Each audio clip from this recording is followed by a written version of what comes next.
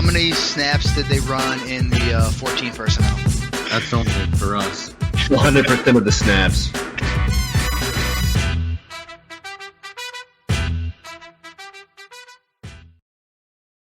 What's going on, everybody? Welcome in to Mike Williams Fantasy Value, presented by 14 Personnel. I am your host, Justin Wright.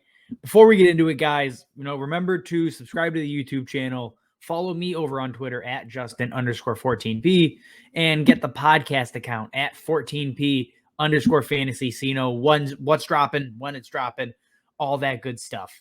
All right, so obviously we're here to talk about Mike Williams, and the question is, what is Mike Williams' value rest of season? Because what we've seen right now is, the typical Mike Williams experience, except the ceilings have been higher than usual. I mean, again, he comes in every year as a boom bust type of player. The difference is he strung together 4 out of 5 starts were just massive ceiling games, over 20 points, 2 over 30 points. And it looked as if, all right, Mike Williams is a wide receiver 1. The breakout is here. Him and Justin Herbert have found that connection. And then we get the last 3 games, really 4 of the last 5, depending on how you want to look at those splits. But let's pull it up here. The first 5 games, Mike Williams seeing over 10 targets a game, 6 catches, just under 95 yards, 6 touchdowns in that span, all good for 23 fantasy points a game. If it wasn't for Cooper Kupp, he would have been probably, the wide receiver 1 and just would have been an absolute freak superstar.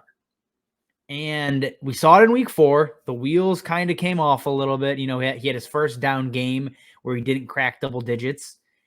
And then he bounced back. 36 points. Everything looks okay. That was the blip. That was the outlier. And now you look at the last 3 games. 5 targets a game, 2 receptions a game, 5.5 points a game. And this was the concern with Mike Williams coming into the season, is he was so boom and so bust his entire career. It's tough right now because you can't play Mike Williams until he shows you something. 5 targets a game over 3 straight weeks. And yeah, there's an injury in there, so you have to keep that in mind. But still, 5 targets a game. You can't play him in your lineups until you see it again. And it's going to suck because he's going to bounce back. Let me be clear. Mike Williams will bounce back.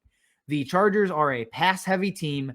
They love to throw the ball early. They throw it in the red zone, and they throw it often.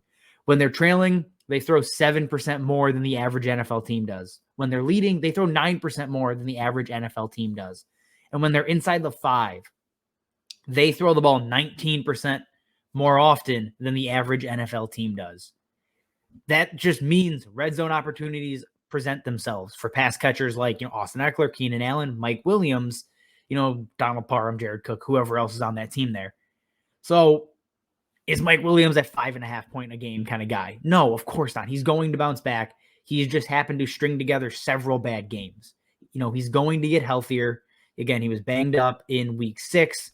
He's still getting right. This, honestly, go buy low for Mike Williams. And I'm not a huge Mike Williams believer, pound the table. But he's a guy that he's a wide receiver too. Things will get right with this offense. Things will get right with him and Justin Herbert. And Mike Williams, if you can go and get him cheaper, you're going to make out well here. All right, everybody. That is all I have on Mike Williams. Again, subscribe to the YouTube. Drop questions, comments. If you have them, what'd you hate? What'd you like? What do you agree with? What do you disagree with? Let me hear it. Follow me over on Twitter at Justin_14P. As always, guys, thanks for watching, and we will see you next time.